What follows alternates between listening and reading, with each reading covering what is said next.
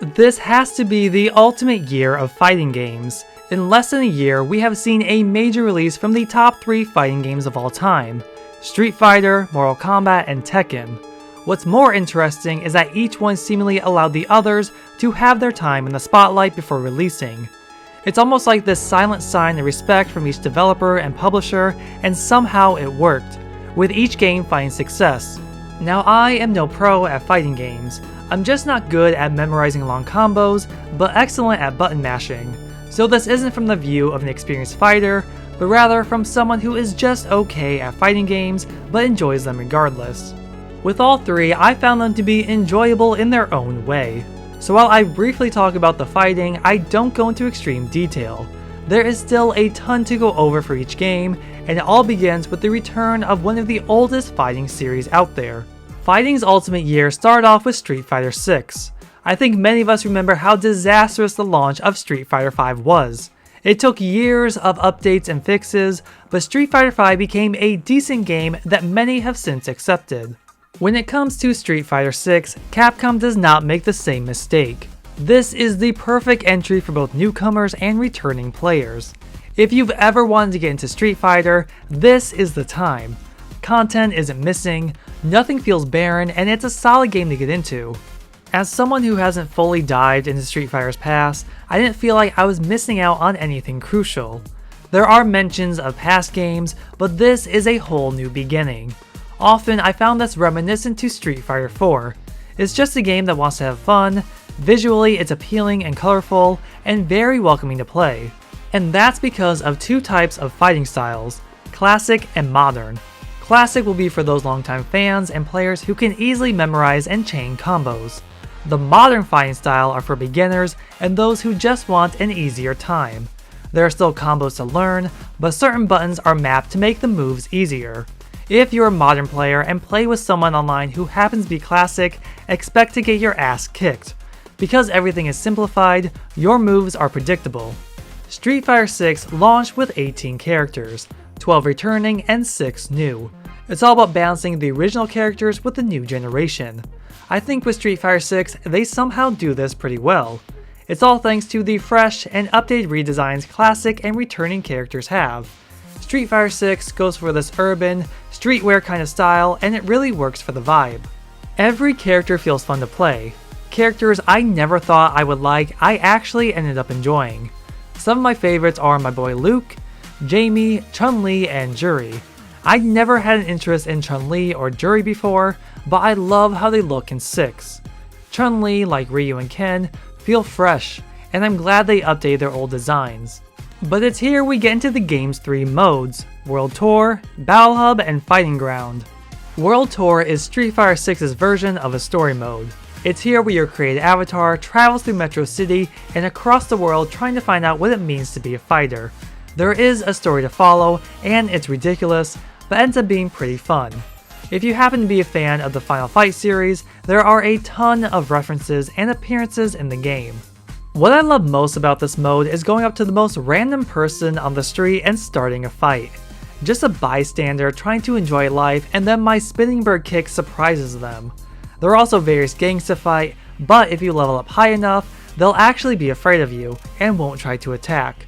You need to level up through unlocks and perks because the further you go, the more difficult it gets. The game's main characters become your mentors. This is where you can interact with them, give them gifts, and complete specific side quests to increase your relationships with them. The higher the relationship, the more moves you unlock. Avatars are like the created characters in Mortal Kombat Armageddon. You're creating someone unique, sometimes a little too much, but their moveset is made up of other characters. It does give you a chance at learning each move, but when you're trying to find your own style, you're going through so many different movesets mashed together that it gets overwhelming trying to learn everything. Avatars are also very important to the Battle Hub. This is where Capcom's live service elements are implemented. Though sadly, it's also what Capcom advertises and prioritizes the most. To be fair, Capcom has actually done a pretty decent job on keeping content flowing. Despite a lot of these collaborations being odd like Chipotle and Teenage Mutant Ninja Turtles, at least there's something different to get people talking. There are small fighter passes celebrating new characters and events like holidays and tournaments. Can't really say Battle Hub is a place I found myself eager to visit, but if online is your thing, the Battle Hub is your place. Scheduled tournaments are good for experienced players, but horrible for newbies. Trying to win enough battles to unlock that associated trophy was pain enough. There are also avatar battles to fight and classic games to play. It just depends on what you're looking for. Fighting Ground is Street Fighter at its most classic. Whether you want to fight against another player online, on the couch, or versus the computer, it's always a good time.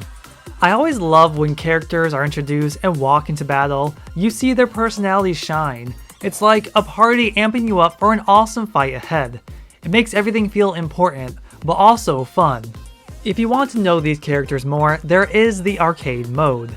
In typical Street Fighter fashion, it takes players across the world, and there's even the classic Smash the Cars sections. I found these to be fun, but not as difficult as previous games. But like most fighting games, some character endings are good, funny even, and some are just okay. The biggest issue with Street Fighter 6 is the monetization. If you want all of the third outfits for characters, it'll cost around $100 to get them all. They're even selling each color variation for standard outfits. It's pretty dumb to see this when at one point, not so long ago, this used to be included. There was controversy when each Teenage Mutant Ninja Turtle outfit cost $15 to purchase in-game or $50 altogether, just for your avatar to wear. We pay so much for outfits that it's the price of another game, or even more pricey than the game we paid for. Street Fighter 6 does so much right. There is a ton of content to play, and it feels like a full game I can spend hours in. The live service elements don't feel as bad as other games, but when you're asking for so much money for outfits on arcade characters, it just feels so wrong when things were so different years ago. Mortal Kombat 1 is a new beginning for the series. Kinda part reboot, part sequel, you basically need to have played Mortal Kombat 11 to understand a lot of what's going on. So don't be fooled into thinking that this is a welcoming new start to get into, because it is, but really it isn't. The game launched with 22 characters. There are no new characters, but instead, the characters we know are reimagined. Characters like Sindel are no longer evil, others like Scorpion, Sub-Zero, and Smoke are now brothers. Some that were usually one-dimensional fillers like Melina, Baraka, and Reptile are some of the best reinvented characters in the game. They have an actual purpose, and honestly, this is the best Baraka and Reptile have ever been. Cameo characters are brand new. They can help aid you in battle. Really, it's a way of including characters that you wouldn't see otherwise. Yet at the same time, also feels like an excuse to not include some of these characters in the main roster. Though it can be a cool feature when teaming up for fatalities or brutalities. But talking about characters, we need to talk about how bad Natara is. Megan Fox is okay as an actor, but as a voice actor, she is just horrible. It's like when they had Ronda Rousey as Sonya in 11. The character is just ruined. Natara deserved better, and Megan Fox was the worst choice. Thankfully, Mortal Kombat 1's strengths lie within its story, but it's still underwhelming and flawed with many questionable story choices. With a new world comes a new story, and this is possibly one of the more interesting stories Mortal Kombat has ever had. If you've been a longtime player, things will be similar, but also vastly different. Certain characters add nothing to the story, like Natara and Darius have no point in their appearance. Someone like Li Mei, who is interesting, doesn't get as much screen time to prove themselves. But Mortal Kombat has always had this problem. There's never been a right balance that feels organic. This is kinda where arcade mode comes in. Typically these endings never feel rewarding, but in Mortal Kombat 1, a lot of the character endings act as continuations to the main story. Though not every character's ending works this way, so really who knows if they're canon or not. I do think by the end of the story, I'm a bit tired of the whole time travel, multiverse concept. I mean, so many games and movies are overusing this, so I would love to see Mortal Kombat move away from it in the future. There are surprises and characters you would never expect, but between this game and 11, it just feels like it's too much at this point, and I think this is the limit. Invasion Mode is Mortal Kombat 1's own live service feature. Each Invasion season has a different character from a different timeline to go up against, like Scorpion and Sub-Zero, but every season is basically the same. Travel across the map, fight other characters, unlock exclusive goodies, and once you've traveled everywhere throughout the realms, take down the big boss, and then you're waiting until next season. It's very grindy and repetitive. There are some cool skins to unlock, but it's usually the same color scheme for everyone, so no one really stands out. It's an interesting way of tying in the whole multiverse timeline stuff, but 3 seasons in and it doesn't feel exciting. Doing it once feels enough, but to do it every single season takes dedication. Dedication I find myself no longer having. What's worse is that if you lose or don't have internet connection, invasion mode and playing towers are gone. This big portion of a game isn't accessible. Street Fighter 6 may be greedy when it comes to monetization, but Mortal Kombat 1 is just plain sad. Everything is grindy and costly. New fatalities, accessories, announcers, and outfits all require you to purchase in-game currency to buy. Outfits inspired by Deadly Alliance look cool, but I have no interest in overpaying on something that gives me one main outfit in multiple colors and an accessory. Even cameo characters, of all things, have outfits for purchase. Some of these items are exclusive to the online shop. People have spoken out about the $12 holiday fatalities, so much that NetherRealm made the following 2 fatalities free if you purchase the first. Good on them, but if they weren't called out, this wouldn't have happened. Playing the game earns you in-game credits, different than those you purchase. These are used to randomly unlock new content, and majority of the time, you'll get something that really isn't exciting, like yet another color palette. Mortal Kombat 1 ends up being forgettable and somehow feels unfinished. There's too much reliance on its live service modes and microtransactions, and that in itself is such a turnoff. There is more to do, but it's more of the same grindy repetitiveness. I was really looking forward to playing MK1, seeing where the story went, how they would handle these characters, but after I did, I just didn't care much for it. The fighting is solid and the stages are beautiful, but there's so much wrong with MK1 that pushed me away rather than invite me back to play. Where Street Fighter 6 and Mortal Kombat 1 are about introducing new ways to play, Tekken 8 is all about refinement and improvements to its familiar gameplay. I remember playing older Tekken games like Tag Tournament 2 and Tekken 6, where the fighting was good, but was very stiff. Now the fighting feels cinematic, flowy, and ultra smooth. Even the simplest of button mashers can look like they're chaining combos. Tekken 8 easily allows for newcomers, but if you're a seasoned Tekken fighter, there are monstrous combos to learn. Tekken 8 launched with a whopping 32 characters, with 4 of these being brand new. There have been some redesigns, but nothing extremely drastic like Street Fighter 6. But did you know the Tekken series holds the world record for the longest continuing story in video games? And Tekken 8 is no different. With a stage set for the battle between Jin and Kazuya, Tekken 8's story goes all in on the chaos. Thankfully, the game does include recaps of previous entries, but even with Tekken 7 being the only story I've ever fully played, I didn't feel lost. Their narrative explains enough that it's easy to catch on. Over the course of 15 chapters, the story flies by quickly with non-stop action. While you will be playing as other characters, this is Jin's story through and through, and hopefully you like playing as him because you will be a lot. It's because of this that Jin actually became my favorite character. Tekken 8 has a big cast, and like Mortal Kombat 1, some characters have little impact on the story. Some appear on screen a few times and then are never seen again. They almost feel forced in, like the developers didn't quite know what to do with them.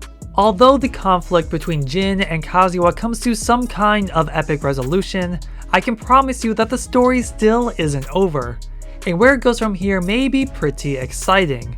But Tekken 8's story isn't all there is to do. Tekken Ball is a fun extra mode, but I didn't find myself that interested. Playing once was good enough. Personally, I really want to see Tekken Ball return. It was so much fun in Tekken 7 and I would love to see it again. Characters also have their own episodes, go through multiple rounds of fighting, and in typical Tekken fashion, unlock endings that are just plain fun and make you laugh. Like this Kazuya one was totally unexpected, and I love every bit of it. There's something new called Arcade Quests, where you travel to different arcades, fight others, and make your way up the ladder through different tournaments to become the best. You customize your own avatar that looks like an off-brand mix of the Xbox 360 avatars and the avatars in Nintendo Switch Sports.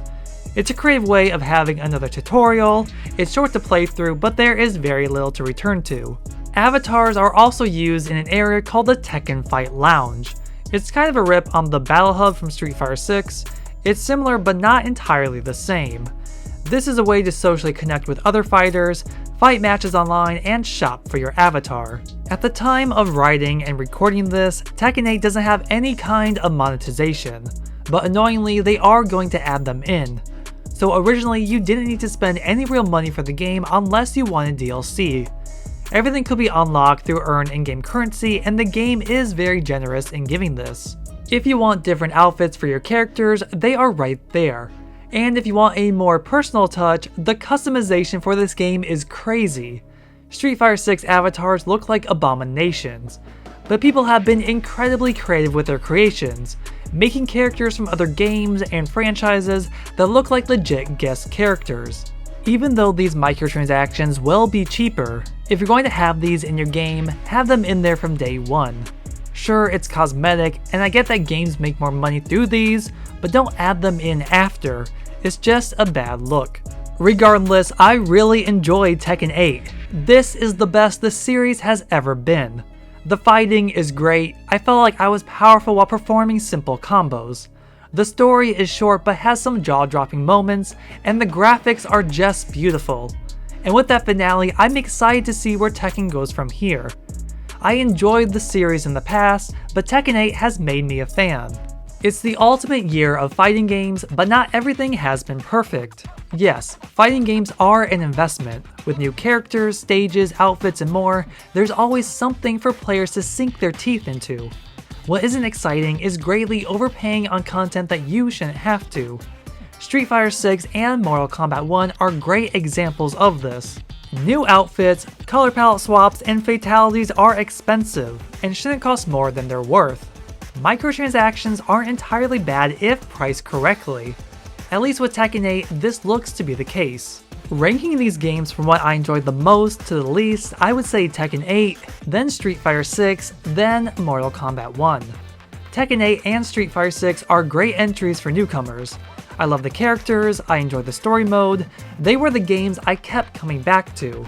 I haven't enjoyed fighting games like this in a long time, and I love that many of them are becoming more accessible for people who otherwise wouldn't be good at playing them. But let me know your thoughts on these fighting games in the comments below. Which fighting game was your favorite? Be sure to like, share, and subscribe for future videos, and if you want more fighting action, check out my video on why Mortal Kombat 9 is an excellent reboot. Thank you so much for watching, and I'll see you in the next video.